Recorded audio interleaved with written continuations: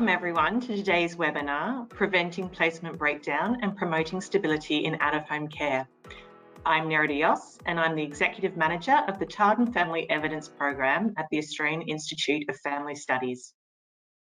Today, I'm speaking from Melbourne, where AFS is located on the lands of the Bunurong and Wurundjeri Wurrung peoples of the Kulin Nation. I would like to acknowledge the Aboriginal owners of this land and pay my respects to their elders past, present and emerging, and extend that respect to any elders and First Nations people attending the webinar today. So today we're talking about placement stability in out-of-home care.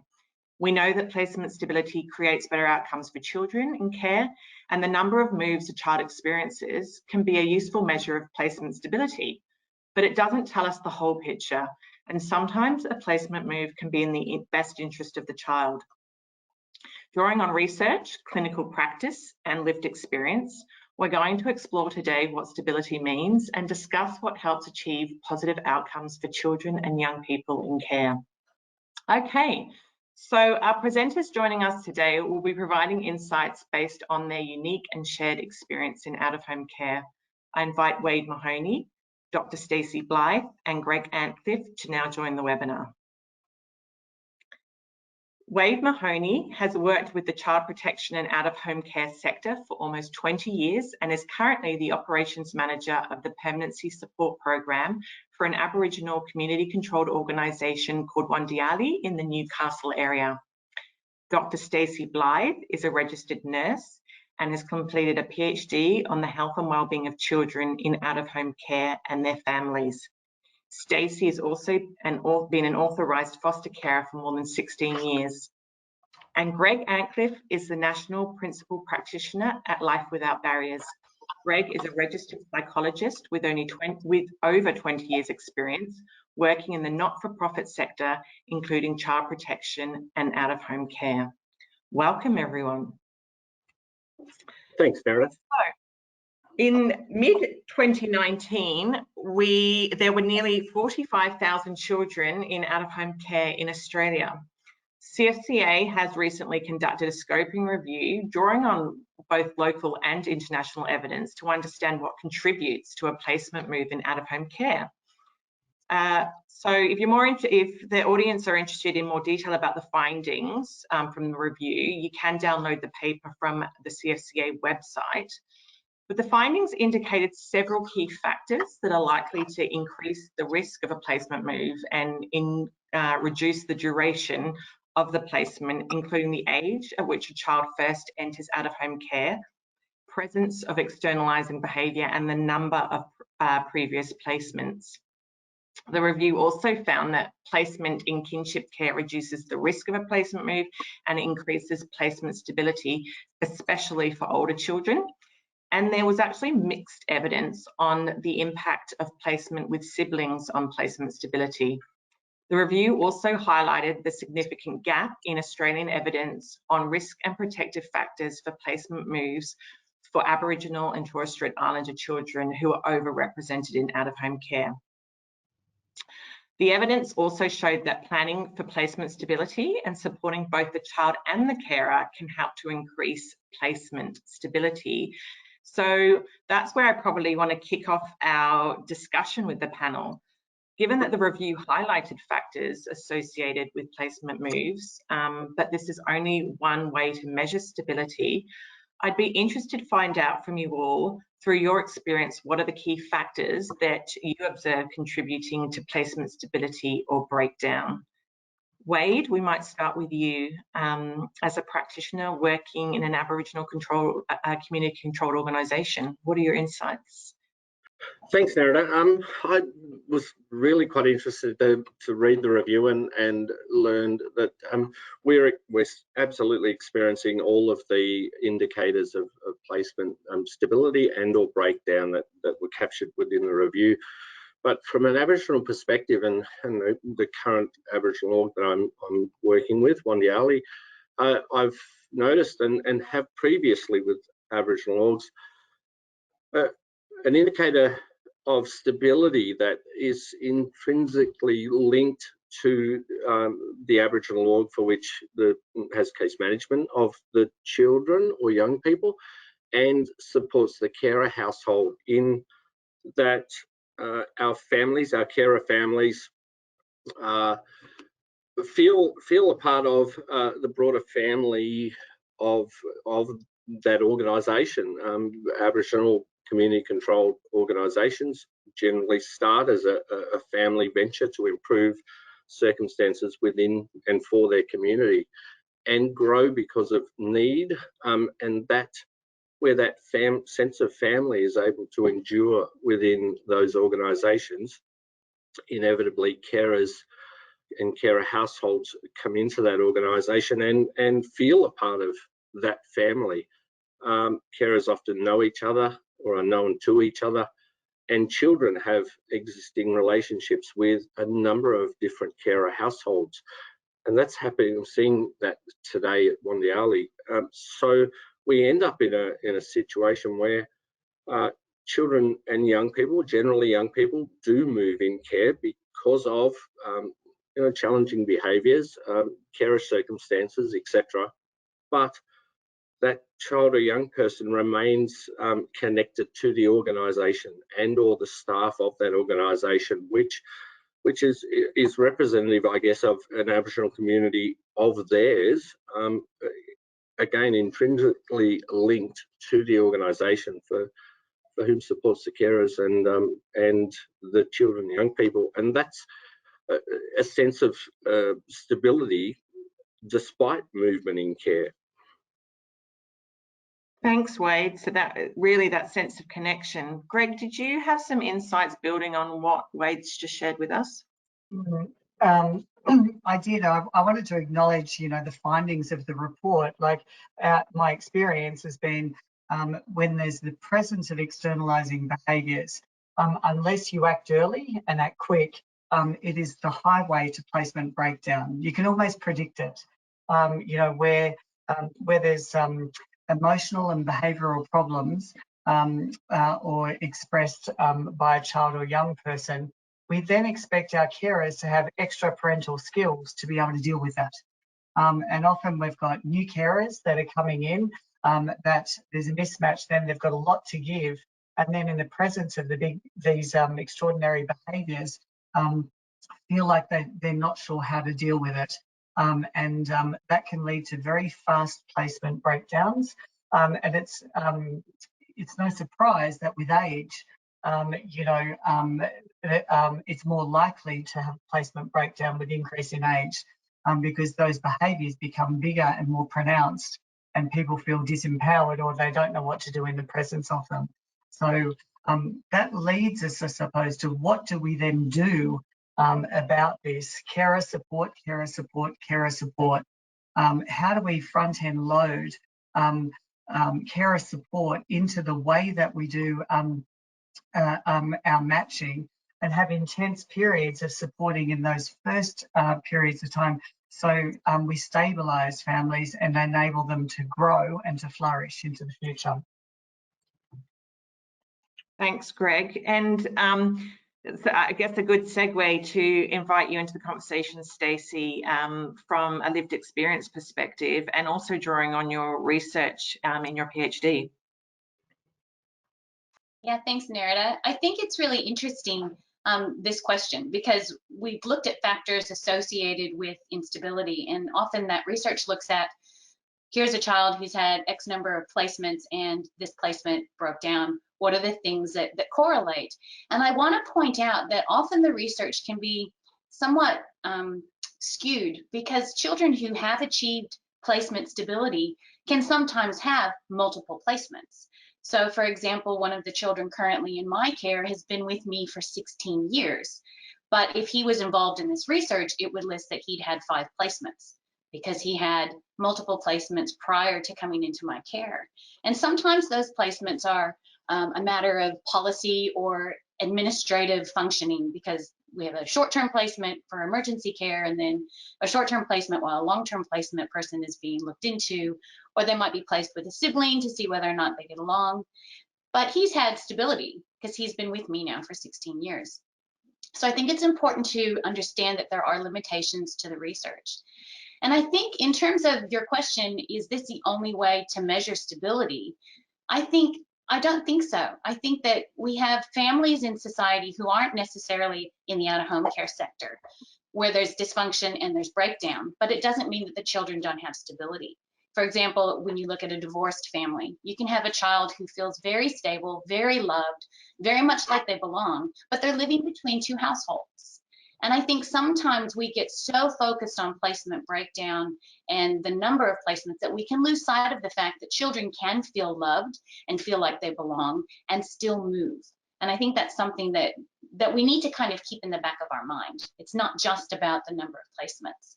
But I couldn't agree more with Greg that we need to be better preparing our carers. I think often because of the shortage of carers that we have, and the need to expedite placements for children, that we don't take the time to actually give them the training that they need related to the specific placements that we give them. Sometimes we're just trying to train them on the go, and that does a disservice to both the children and the carers. Okay.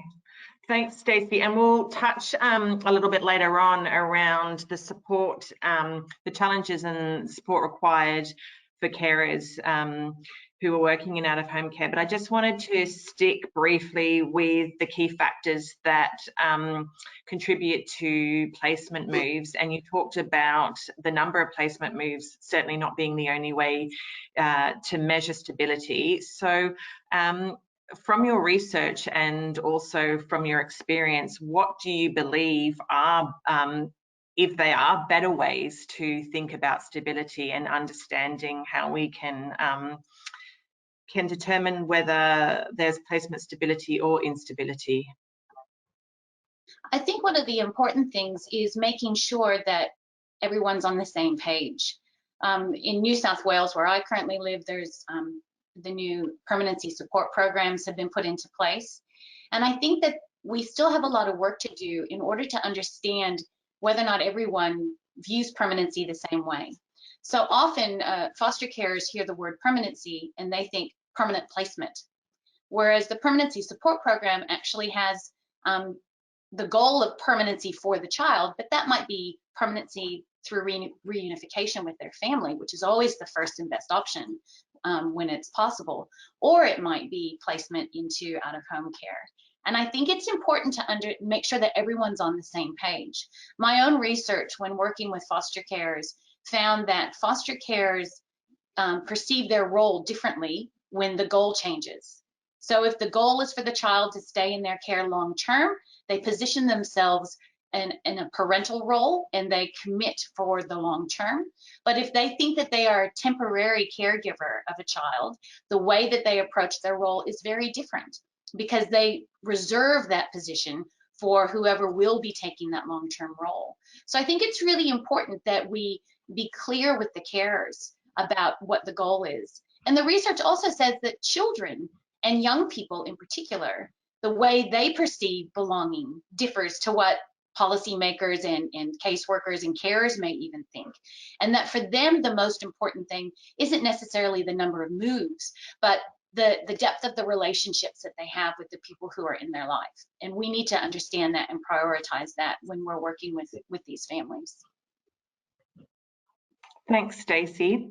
So in the face of frequent placement moves then, how do we build stability for children in out-of-home care? What sort of strategies do we know work to help build that stability? I might throw to Greg first and then get answers from the others. Thank you. I wanted to just go on from what Staci said around, stability of people and stability of place. So if you can't have the stability of place for whatever reasons, we could look to who are the people in the children's lives in using that ecological framework around aunties, uncles, foster carers. How can we help all of those people be on the same page as what Staci said? To have the best interests of the child at heart. How do we work in a way that communicates and promotes family inclusion in that way in the out-of-home care sector? That seems to be relatively reactive, but we can be planned and purposeful in the way that we work. And part of that would be, look, what about how can we keep children engaged in education or early learning, because they're their friendship networks? How can we promote those routines of their talents and interests, where they're connected to the community, where there's high pro-social areas and people within the communities? So if you're not able to impact on place, look at all other domains in a child's life of people, of talents and interests, of education, and things that are anchored into the community with high pro-social values, that cement that feeling a sense of belonging. And we know that that is important for positive trajectories. Thanks, Greg. And that belonging and that connection is really what you were talking about, Wade, at the start of the webinar. Did you want to add? Yeah, look, absolutely, and I agree. All of those things are so important to create that sense of belonging, and with it that sense of stability. And in terms of care, supporting carers, having moved from Victoria some time ago to New South Wales, I was really quite amazed, I guess, at how dislocated the relationship was between the care team, as it was described, and carer households. As soon as we stopped communicating with carers and treating them as us and them, in an us and them terms, that they feel totally alone. And when you've got a challenging child or young person in your home and you're not getting communication from the care team, and you're not kept informed in terms of future plans for that child or young person, visits with family, etc. When a carer isn't considered, and a carer's lifestyle and the daily grind of having to care for themselves, their own children and foster children often holding down a job, it just becomes too much. And I've found, and we're doing it here at Wandyalee, keeping kids in placements by communicating often and regularly with foster carers, and letting them know they're part of the team, so that in those really dark hours when things are just too challenging, there's somebody at the end of a telephone, and it's somebody who they communicate with often and regularly, who knows what they're going through. It's amazing what just communicating regularly and often does to maintain a placement. Yeah, and I think that's really important. So are there early signs that can be addressed to help prevent placement breakdown? Are there key early signs to look out for? Yeah, I think, and we do see it, and it's often part of that reflective practice activities that I do here regularly with caseworkers around identifying missed opportunities for intervention or interactions with a child or young person or a carer household that we didn't recognise because we've swallowed up in a busy world, and it was a missed opportunity to potentially support a carer, take a child, or for a short interlude away from a placement to give them some breathing space, and they are signs. There are signs, young people isolating themselves from the rest of the family and remaining in bedrooms, not returning home when they normally would, not contacting a carer and letting them know that they're going to be late as per normal. So any sort of sudden change in behaviour of a young person coming into those young sort of early teenage years, when identity becomes really important to them and they're looking for that connection, etc. It's those opportunities that we're often reflecting on as missed opportunities to prevent something that we then inevitably have to deal with down the track.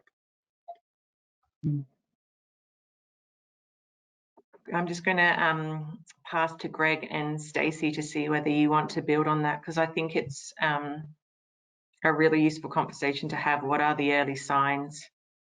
I think if you see every single placement breakdown that I've seen and you go, were there a sign? Whenever anyone reflects, they go, oh, well, the carer said this in the beginning, but I didn't think anything of it. So I think, you know, in addition to the frequent contact, and we need deep listening. And, you know, if a carer comes to you and says something, I was just wondering about that, then they go, oh, don't worry about it. Worry about it, because underneath that, they were trying to convey something that they weren't yet feeling comfortable to convey. Or they may not have been sure about their approach or confident in their approach. And for them to share that with a third party is admitting they're not sure what to do. So I feel like that's a really big thing that we need to listen really early on. And for any early signs that there may be an escalation in child behaviour, we need to increase that support tenfold. We need to be on the front foot with carer coaching day or night, and not 9 to 5. And so they can apply the new skills in the rhythm of normal life. So, because those everyday moments is when we teach new behaviour models. So I think we need to listen deeply and look for those early signs of any form of escalation of externalising behaviours, then also associated with the difficulties that arise with trying to support those the child with those behaviours. Yeah, I'd like to build on what Greg was saying there, and what Wade was saying earlier. It is so important that the relationship between the carers and the caseworkers be a positive relationship. The carers need to feel like they can trust their caseworker. And unfortunately, there's a lot of anecdotal and empirical evidence that suggests that those relationships are often fraught with tension. And if a carer is struggling to care for a child, they may be hesitant to ask for help if they feel that it's not going to be, their request isn't going to be well received. And that's a real problem, because carers, we don't know everything, and every child is different. And you might have had 50 different kids in your care, and now you've got number 51 who's got a whole different set of behaviors, and you're not sure what to do with them. If you don't feel like you can reach out and ask for help, that's a real problem. We had an issue not long ago in my own home, and we had to change a caseworker in the middle of it. And one of my children said to me, Mom, why is it every time something goes wrong, we get a new caseworker?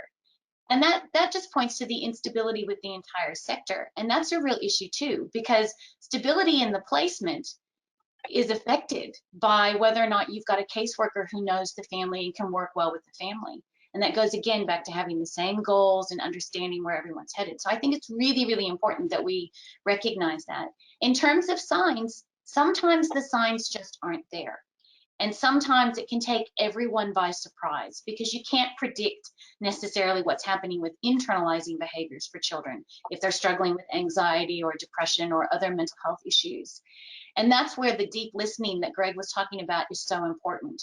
And a lot of times what carers need is for someone to listen and affirm and say, yeah, that must be really hard. It's not just about, okay, here's the answer. You don't need to be Tim the Toolman Taylor from, you know, the old home improvement show.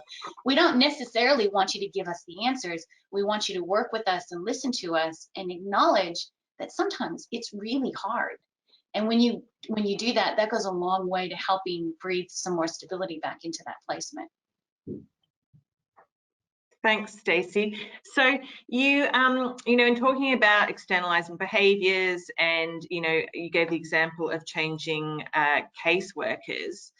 Are there other areas of a child's life that you can support if placement stability isn't something that is working? Are there other parts of the child's life that you can support to try and build that stability for them? Well, I think it goes back to, I think it was Greg was talking about earlier, drawing on the strengths of the other people in the children's lives. So the caseworker is one person, but they're a very important conduit through which stability is achieved because of their involvement with the sector and with the family. But there are mentors, and there are teachers, and there are family members, and wherever possible, when carers can have a good relationship with the biological family, that's so important as well. And a lot of carers do that really effectively, and they should be supported to do that where that's possible. But I think it's really important that We also understand, like I was saying before, you can't always see the signs coming. And I know you said we're going to talk about support later, but one of the things is helping carers know in advance before we get there that these are possibilities down the road, and let's get you equipped so that when it happens, you've got some idea of what's going on. And a good example of that are children with a history of being prenatally exposed to addictive substances or alcohol. We know that when they're born, this is one of my specialty areas, we know that when they're born, they might go through withdrawal, but then they settle for a period of time before the externalizing behaviors start to manifest. And we can have a really stable placement for 4 or 5 years, and then all of a sudden, the wheels all fall off and carers are caught off guard because we haven't used that period of time to prepare them. So it's really important that we keep that communication open and that we look ahead. That's a predictable placement breakdown if we're actually planning in advance. So we have talked a lot about carers. So how can we better support carers for the challenge of fostering? I'm interested to hear from you all what you believe are kind of the key strategies or the key approaches that would help prepare carers. That certainly came out in the evidence review as an evidence-informed practice implication. So we know that there's evidence, but I'd be interested to hear from your experience in practice. I think this is the real opportunity for us to improve upon the work. I think, the assessment part of the process is really quite tricky, takes a long time. But on top of that, we need to then support carers post that the suitability of assessment. What are the skills and knowledge that they need to be able to be successful? How can we be proactive around that and design services that are developmentally anticipatory?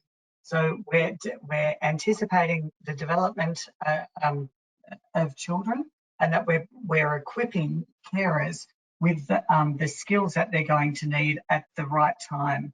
So front-end loading respite into every single placement may seem like a extreme idea, but doing that, how much can you stabilise the placement over a longer period of time because you've reduced ongoing or cumulative impact or stress for carers? So I'd say be proactive and anticipatory, increase carer coaching in evidence-based parenting skills that help you deal with both externalising and internalising behaviours, and have that as part of your everyday program.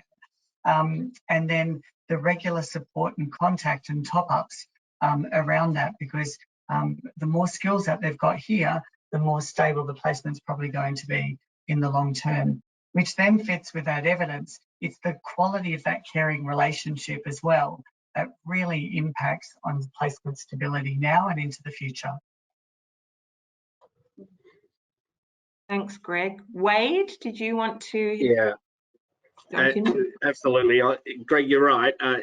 It begins right at that assessment phase where carers are applicants, and of course they dearly want to, and sometimes that desire to be a foster carer might sit with them for years and years, and at some point in time they'll act on that and reach out to an organisation.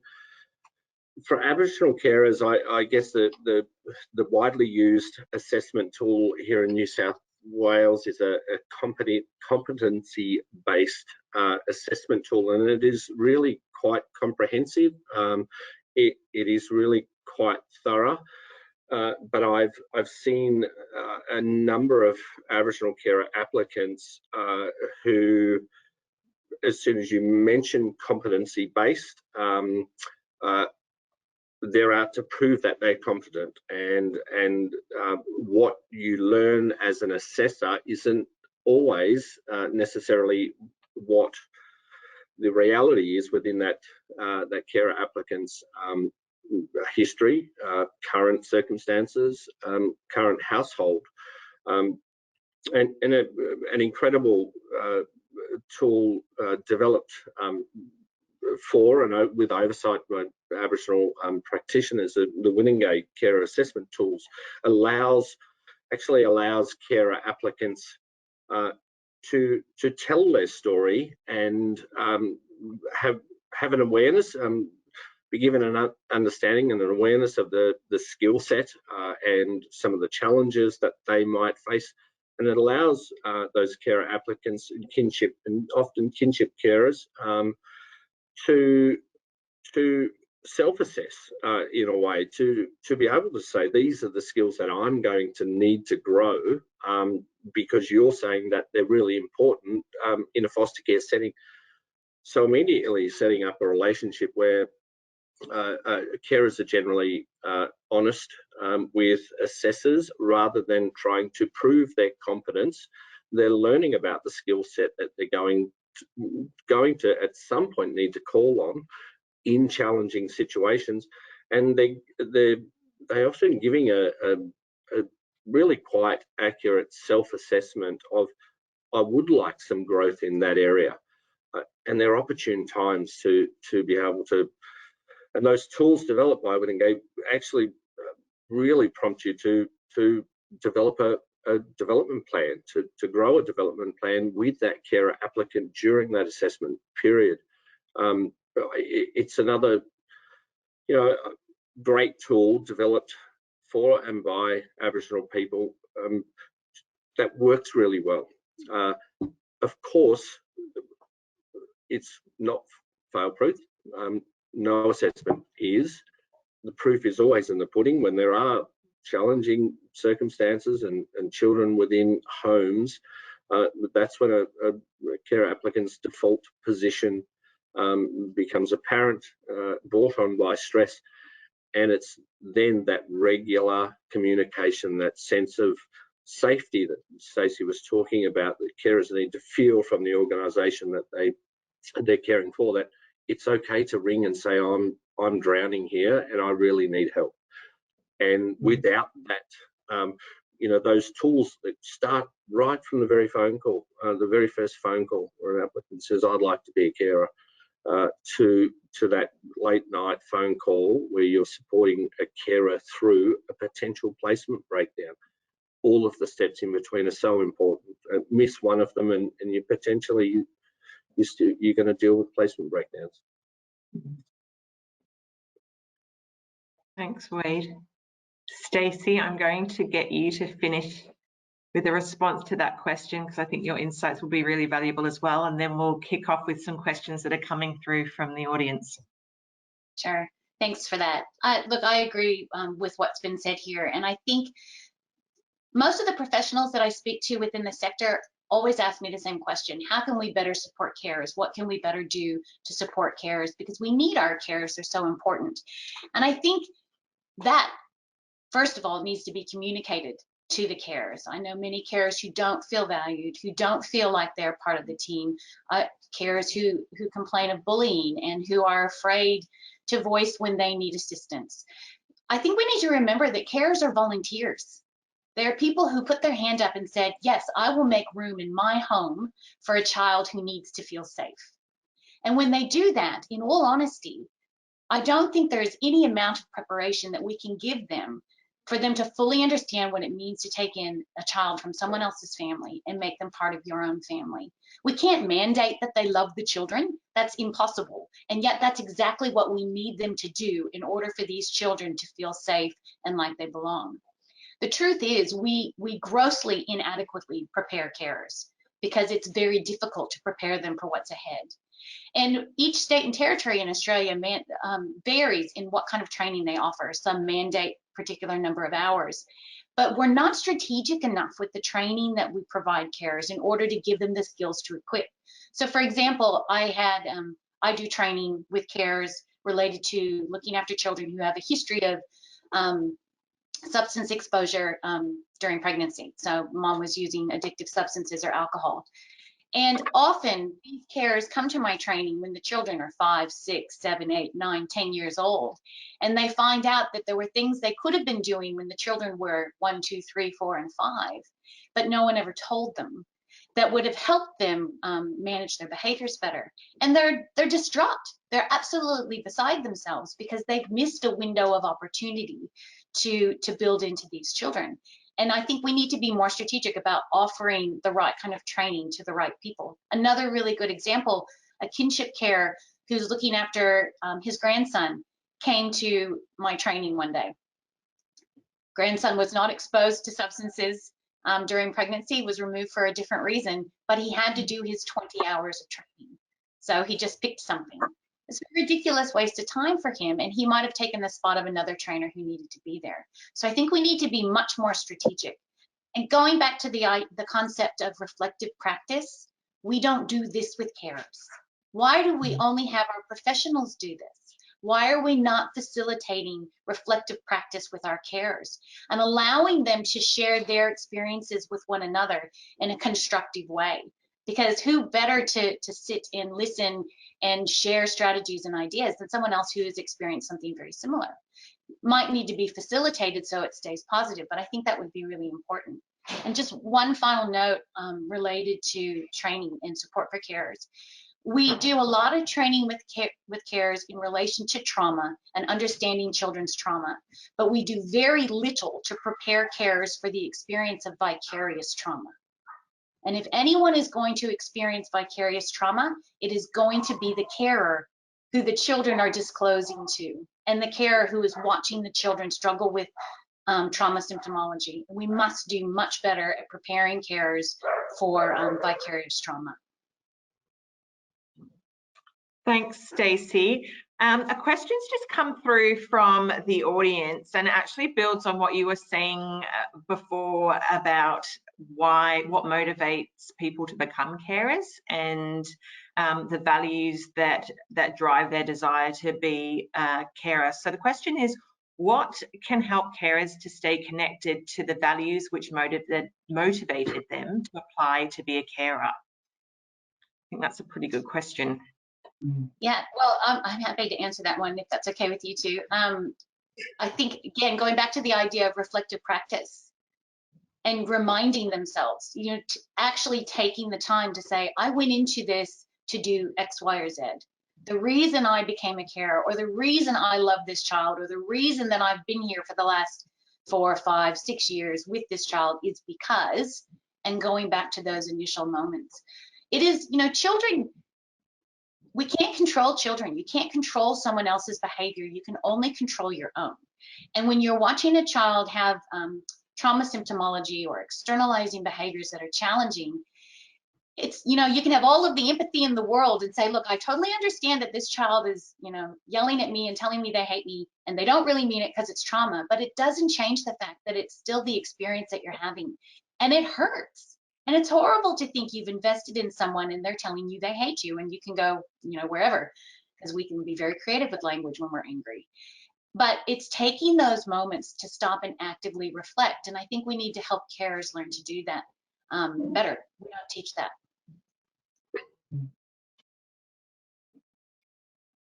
Greg and Wade, did you want to weigh in on the values and supporting the values that motivate people to become carers in the first The only place? thing I would say is, how can we validate and normalize the caring experience? You know, of all my friends who are parents, they've all they get constant validation. You're okay. You're doing okay parenting. But as a carer, I'm just not sure that system automatically kicks in, increasing the validation and normalization of the experience that they're having to be just like other people across society is really important as well, because sometimes, you know, people say, oh, today I felt like I had a parenting fail. They may feel like they've had a caring fail that day, but being reminded, as Staci said, that the key thing is validating and normalizing. That's part of the process as well. Yeah, and I'd like to add, I mean, I think, yes, most of us have a core set of values that pretty much endure, but other sets of values that we carry change as we grow, as our circumstances grow, as we mature.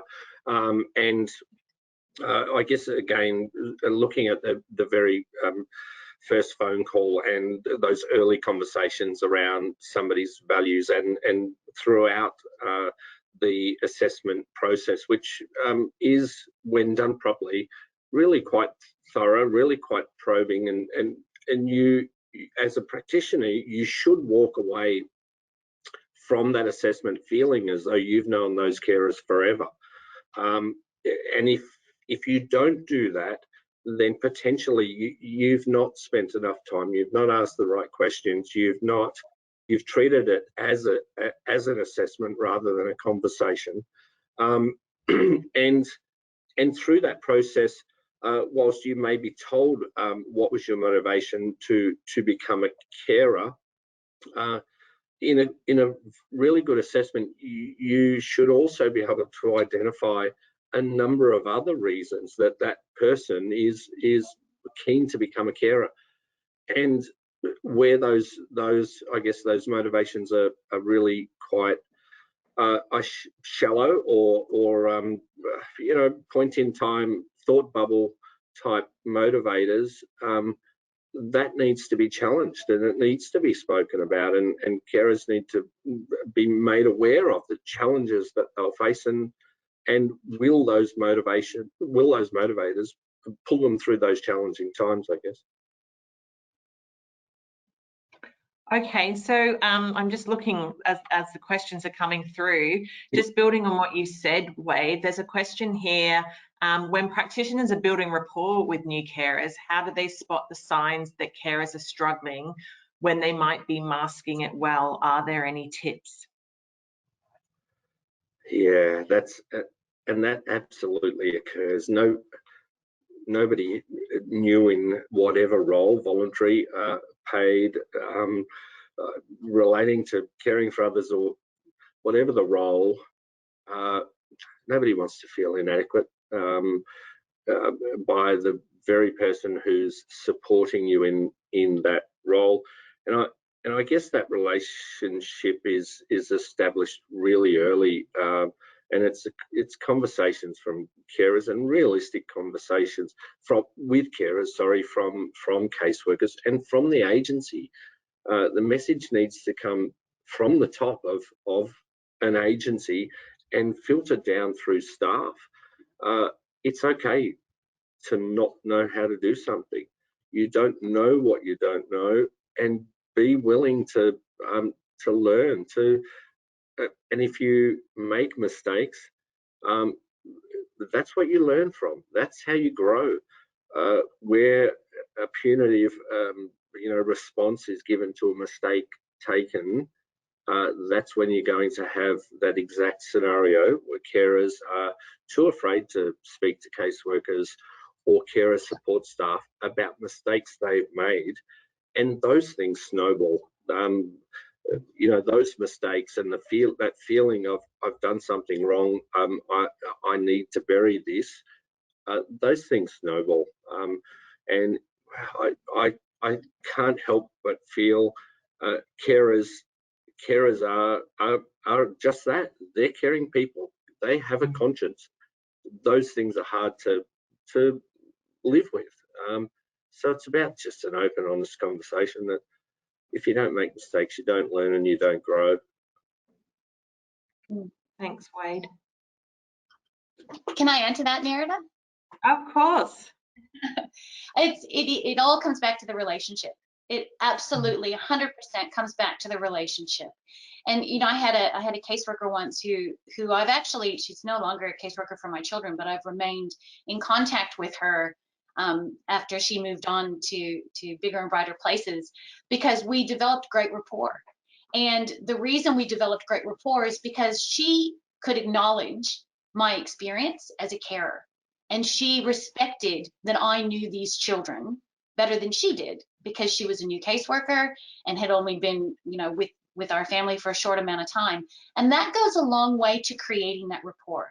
When you have a caseworker who can look at a carer who's experienced and say, look, I can learn from you, then you're going to have a carer who looks at the caseworker who says, and I'm going to ask you for help when I need it, because there's an exchange of information and respect at that point. And I think that's so very important that we have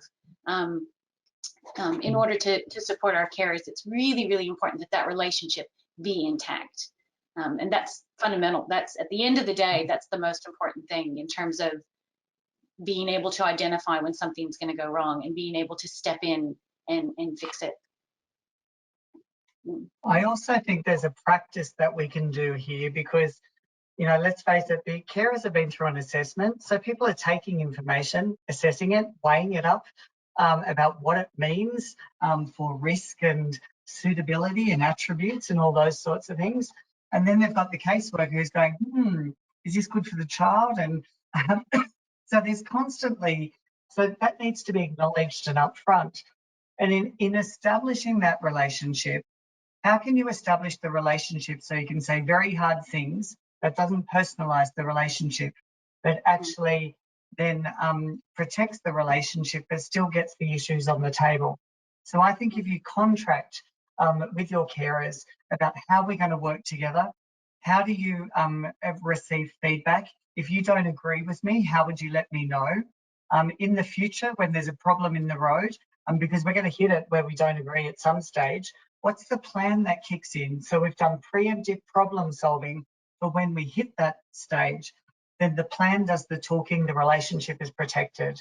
But it's a really good question, and we do have to realise where's the starting point in the trust of the relationship and acknowledging that, and then how do we put that away to be led by carers at times instead of taking the lead authentically. So, and preparing just in case there is those problems that we hit down the road. Thanks, Greg. Now, there's actually quite a few questions coming through about the tool that you were referring to, Wade, at the start of the webinar. The audience are asking for you to repeat the name of the tool and what it's referring to. So I'm wondering whether you could give a little bit more information about that. Yeah, sure. Win and Gay, which it's basically a group of ladies who have vast amounts of experience in and around the care sector and personal care experiences for some that are currently involved, overseen by an Aboriginal elder from inland New South Wales, Aunty Susie Blacklock, who at one point in her care experience, I was the carer of the year, and together these ladies developed a kinship carer assessment tool, and developed by, as I said, and for Aboriginal kinship carer applicants, to be delivered by practitioners, Aboriginal practitioners who have been trained and are supported by Win and Gay, and it's a partially self-assessment tool that allows a carer applicant to learn of the skills, the attributes, the attitudes, the values that they're going to require in a care environment that are also going to be tested within a care environment. And it allows them to self-assess in terms of identifying where they think they're going to need ongoing support and development to be able to weather the storm that might challenge their values, their attitudes, or their coping mechanisms. So they're really good, slow-paced tools that prompt a conversation, basically. And it's that relationship where it's non. I mean, of course, it's judgmental. We are trying to determine the suitability of an applicant to care for somebody else's children under a set of really quite strict guidelines and with various eyes upon them constantly. So it is a tool of judgment, but these tools are developed to prompt a conversation. And that's how the relationship begins, and it sets it sets an agenda for development of a relationship. So when things do get tough, those conversations can be referred back to. I remember during that assessment, you said you felt really strong in this area, but needed development here. Absolutely, this is a development opportunity, and we're going to help you to do that, to combat this challenging behaviour or these challenging scenarios. Thanks, Wade. Greg and Stacey, did you want to add to the conversation around tools and assessment? I know you touched on it briefly earlier too, Greg, in the conversation. Yeah, well, I'm more looking at evidence-based parenting programs.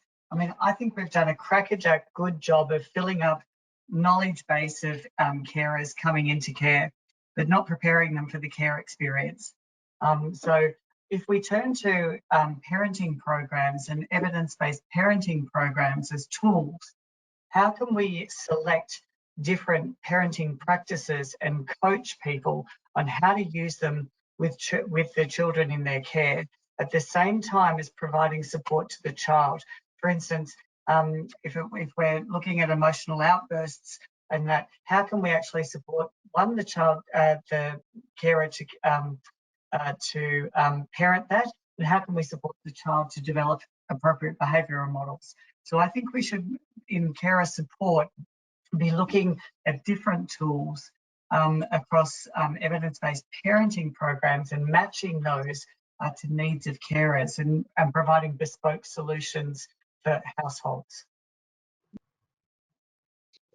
I would just like to add, if I can, Nerida, having gone through the process of being vetted to be a carer and successfully stayed a carer for 16 years, it is an extremely humbling and vulnerable process. You let all of your skeletons out of the closet because you have to be assessed to care for someone else's child. And every time that there is a change of caseworker, and every time that there is an annual review and you are sitting in a room with yet more professionals who you've not met before, there is always this sense of, you know everything about me and I know nothing about you. There's a real power imbalance. And for a new carer, and I can speak from my own my own experience, I was so eager to share everything because I really wanted to be a carer and I wanted to love someone else's children. It was what I wanted. And you go through this process. It's extremely humbling. You're very vulnerable at the end of that. But then to have a poor relationship with a caseworker who doesn't respect that you made that sacrifice. I mean, by the time you become a carer, someone else knows everything, and that's all documented for whoever comes in and becomes part of your family care team. They can read whatever they like after that. And that's a very humbling position to be in. So I think we need to remember that carers go through that when we're looking at their motivation. Anyone who's actually gone through the whole thing has to really want to do it in order to be that upfront and honest about who they are and why they want to do what they do. But to be able to then go through all of that and build on it and grow, to have a caseworker who knows you well enough to say, hey, you said this was a weakness, let's use this opportunity to grow. What a fantastic strategy to move forward for the whole family. It's improving the care as a person, it's improving the parent, and it makes a better home for the children. So I think, Wade, you're right on the money there. I think we need more of that. Thanks all. I think we've got time for one more question before we finish up. And I'm just looking at some of the questions coming through. I'm going to change tack a little bit. There's a question that's come through, which is how can school staff and school social workers support a child in out-of-home care? So I thought that might be a useful one to think about, given that it's looking at a different setting.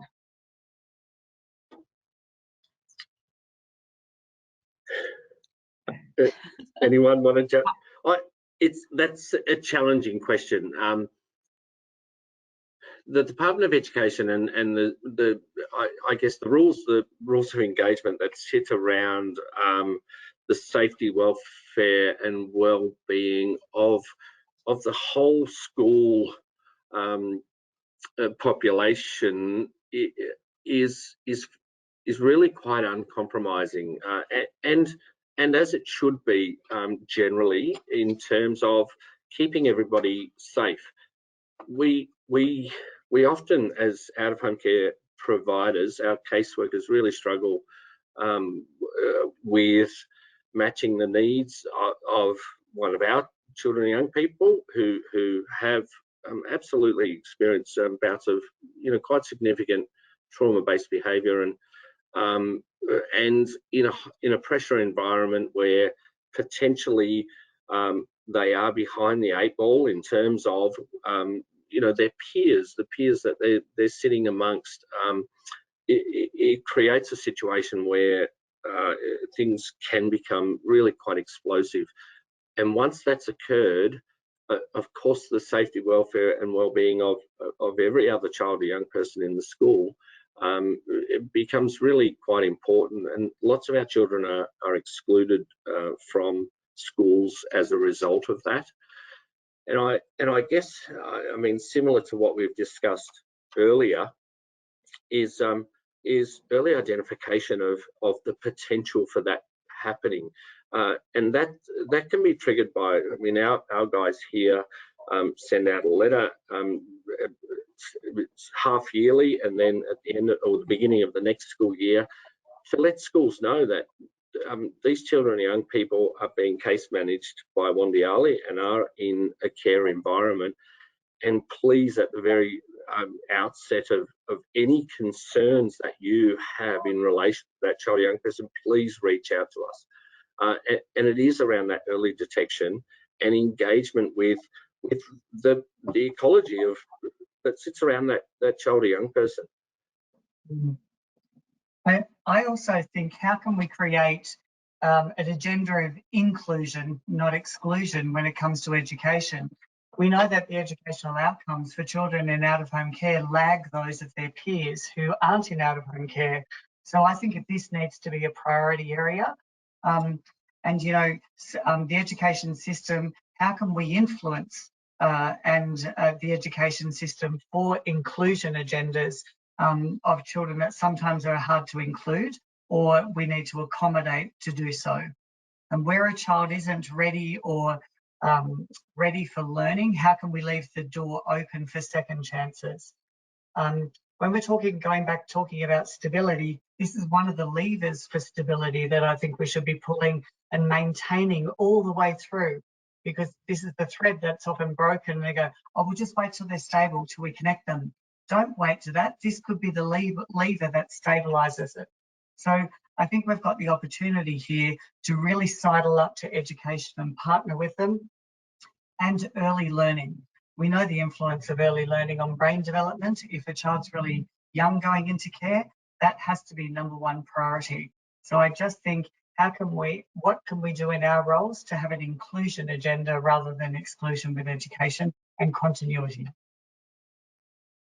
Thanks, Greg. I don't know whether you wanted to add anything briefly, Stacey. Yeah, look, I want to echo what Greg and Wade have said. We need to be partnering with the schools, and educators and the entire school environment need to understand trauma and trauma symptomology and recognize that often what is seen as poor behavior is a symptom of trauma, and understanding that will change practice. Yeah. Thanks, Stacey.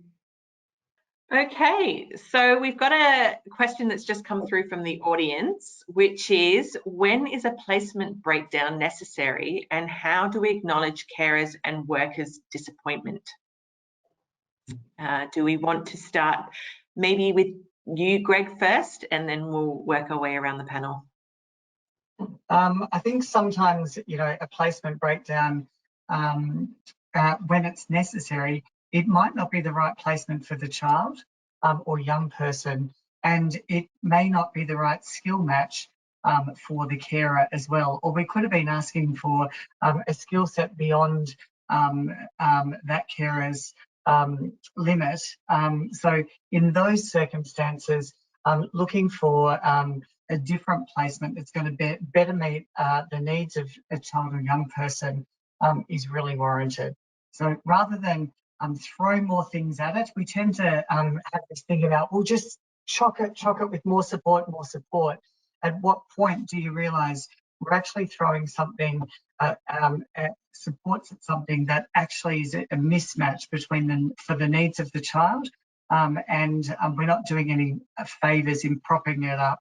That's a hard decision to make. But in those circumstances where needs of a child or young person aren't being met, we need to look at that placement and what their needs are. Also involve the child and their voice within that process, and then move to the appropriate placement. So in that regard, that's not a failure of a placement breakdown. It's acknowledgement of a different need, and that we're going to meet a different need, and we should frame it in that way. Wade, did you want to follow on from what Greg's just said? Yeah, I absolutely agree, Greg. And often those signs, and again, that reflective practice, but you can actually start to see those signs, and they're sometimes really closely linked to a carer's set of values, and those core values that really can't be compromised when children or young people display a particular behaviour that it continues on regardless of what's been attempted, and that is seen as an assault on a set of values that a carer holds really dear and can't move past and can't reconcile. And those scenarios should be obvious through an ongoing communication and relationship between carer and agency. And in those circumstances, it is absolutely detrimental to the child's ongoing development and growth as a person to insist that placement continue. It can actually do far more good than harm often, and we do at times have to recognise when people's capacities have been reached, and that's the capacity of the child or young person to seek different behaviours, and the capacity of a carer to forgive and still remain, connected and affectionate, and supportive and positive about that child or young person. Staci, with your experience as a carer? Yeah, look, I think one of the things that we need to recognize is that placement breakdown isn't always a failure. It's not always because of one child and the care or the relationship that's there. When Wade's talking about capacity, we need to recognize that our system is stretched, and many of our carers have multiple placements in their home. They might have originally been authorized for 1 or 2 children, and then later asked if they would take additional children because we don't have enough carers. And sometimes a placement might break down because that additional child didn't fit, or that additional child needed more attention than was available in a placement with so many children. And it wasn't that the carer didn't have the capacity to care for that child. In a different context with fewer demands on that carer, the carer might have been able to address those needs. But when we have very full homes with lots of children with competing needs, sometimes it's just not possible to physically be there for each child or emotionally be there for each child to the capacity that they need. And I don't think that that's necessarily a failure. I think that that's, again, going back to matching and making sure that we've got a good fit at that point. And I think it's really important that we do frame it that way, because I know caseworkers can be negatively affected when they feel like a placement's broken down, because even the words that we use, placement breakdown, it sounds very negative. It sounds like a failure. And we know multiple placements can have negative effects on children and young people. But I think we need to remember that sometimes when those placements break down, we end up with a better outcome because the next placement's more optimal for the children. And I think we also need to remember too that carers experience a sense of grief when children move on. Even if it's a placement breakdown and they have a sense of relief because there's less tension in the house, that's often accompanied with grief. and they go through a period of time and self-reflection where they think, could I have done more? Should I have done more? Should I have done things differently? I miss this child. We had good times. We need to be understanding of that, because you don't just have, it's the only context in the world where someone can drop into your life and then be completely removed, and you lose an intimate relationship. It's not just a colleague at work or something like that. This is someone you shared your home with. So I think it's really important we acknowledge that. And a caseworker being able to acknowledge that will really go a long way to developing a positive relationship with the carer, which is what we need. And can I'd like to add something as well. Staci, you mentioned placement matching, and the importance of that can't be understated. And it's often so difficult to do because we don't have generally 15 or 20 carer households lining up saying, I have empty beds, please, consider me for the next child that needs care. So a mantra that I continuously speak to caseworkers here about is when we are dealing with a placement breakdown, it's very tempting to grab the first available bed for a child, a young person who's looking for one, and often that's because of a need of a caseworker to solve their problem. And I'm often asking caseworkers, hang on, is this next placement that you're considering going to solve your problem or the child's problem? And in terms of placement matching, when that question's asked, there's a significant amount of time when carers or caseworkers actually have to say, well, actually, yeah, to be honest, it was somebody available. I took it because I want to solve my problem. When we actually look at, is this next option going to be good for this child or young person, that's when we're solving their problem, not ours. Yeah, just wanted to add that, sorry. And I had two things to follow up on this. One, just because a placement ends doesn't mean there's not continuity of the relationship. We should always throw that back into the mix, because the person who's been the carer may still be able to be a positive impact in this child's life and play a positive role. And the second thing is acknowledging the grief that carers do feel. In another piece of research that we did in speaking to carers, whether they were there a day or a month, they experienced grief when they left. And what made the difference? It was the human condition. It was following up and going with a text message, how are you going? Or picking up the phone, I know that must have been hard.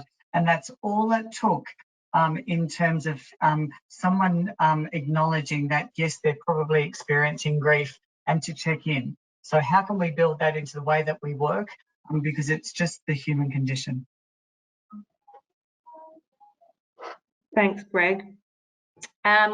We have another question that's come through from the audience, and that is around the birth parent and carer. How do you successfully navigate a healthy relationship between the birth parent and carer to support the needs of the child? Might start with you, Staci, on that one. Look, I think it varies between each and every family, but when it can happen, it is so important for it to happen.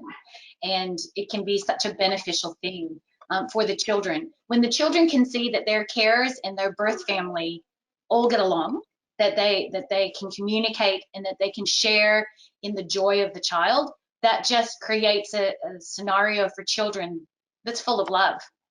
And I've been very, very fortunate in my experience as a carer to have good relationships with the biological families of many of the children who've come through my care.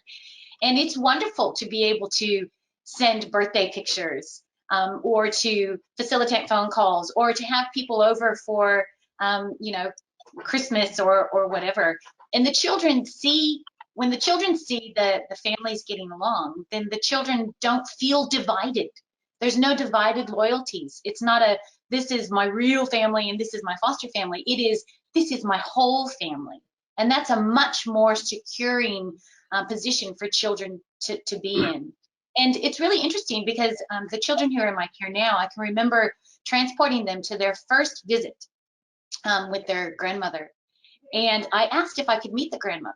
And the caseworker said, we don't normally do that. And I'm like, well, why not?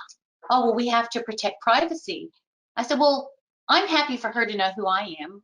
Why don't you ask her if she's happy to know, for me to know who she is? And the grandmother said yes, and we met that day, and she'd had a great visit with the kids. She was covered in chocolate because they'd had chocolate cake, and we had a giggle about that. And we've been great friends now for the past 15 years. And that's, in fact, today's her birthday. So, you know, that's a really, it's a wonderful thing that my children are able to have, just because I asked the question and I was allowed to make the offer. Now, not every family will be like that, but I think we need to make space for that if families are willing. Yeah, absolutely. For a long time, my view in terms of the system that we operate on or within in New South Wales, from the very beginning, I feel ostracises, alienates, and dismisses parents. From a child protection practitioner point of view, your initial goal or aim within a court process is to establish the need for care and protection. And I would argue very strongly that there isn't a set of parents who don't continue to care for their children. I acknowledge that in many cases a child needs protection, but they already have people who care about them, and that whole notion of establishing care and protection is absolutely dismissive of a parent and the role that a parent can continue to play in the life of a child when they have protection. And that can be done through that relationship.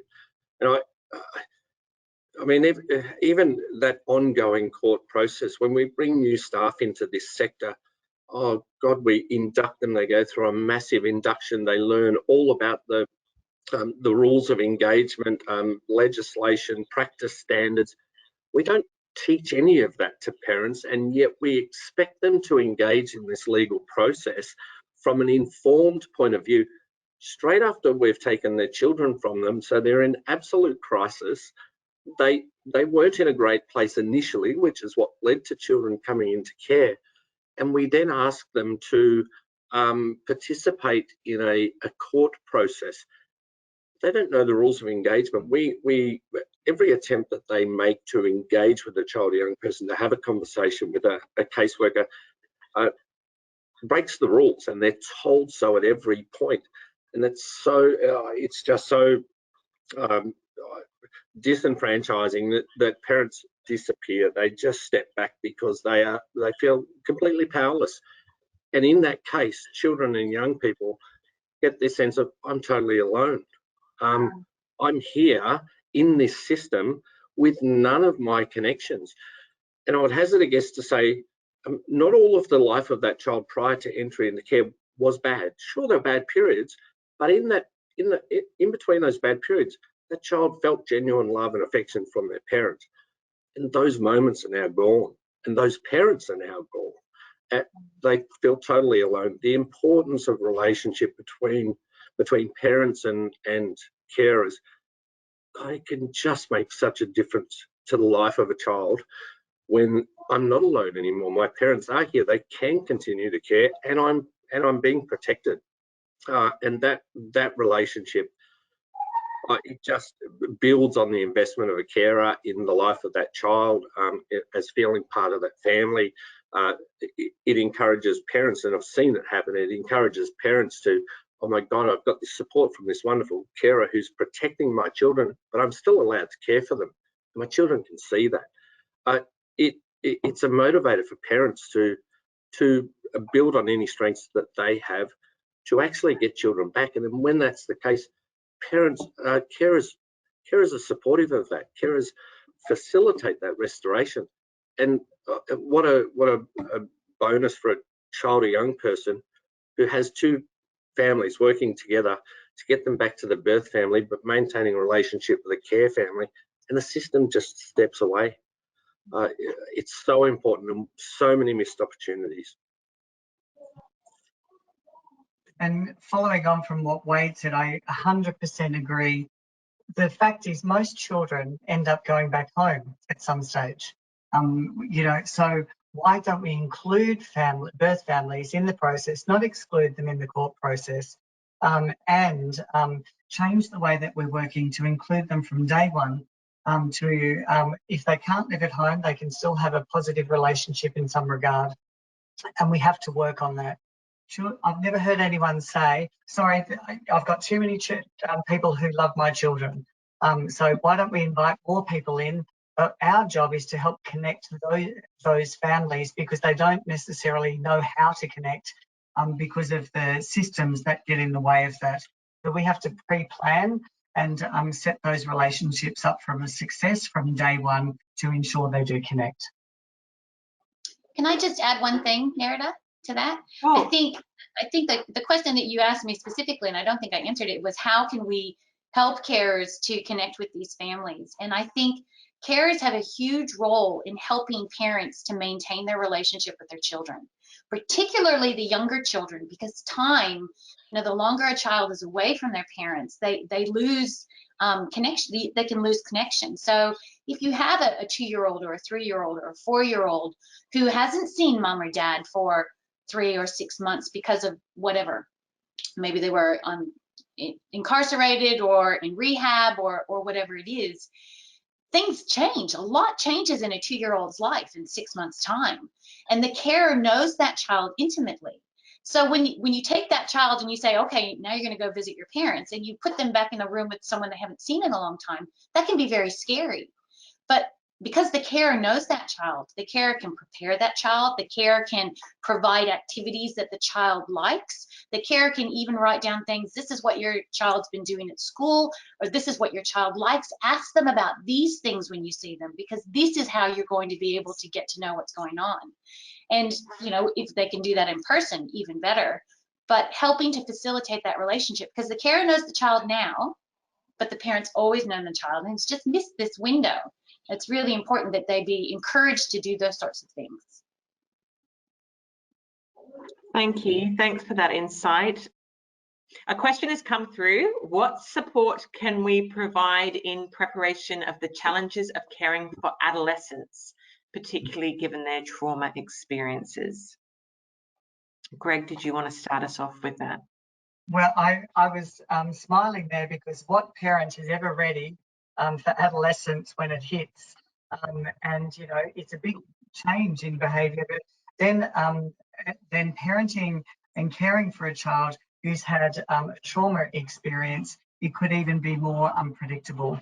So in being planned and purposeful and having a developmental lens in the system that we work in, we should be planning for that from day one.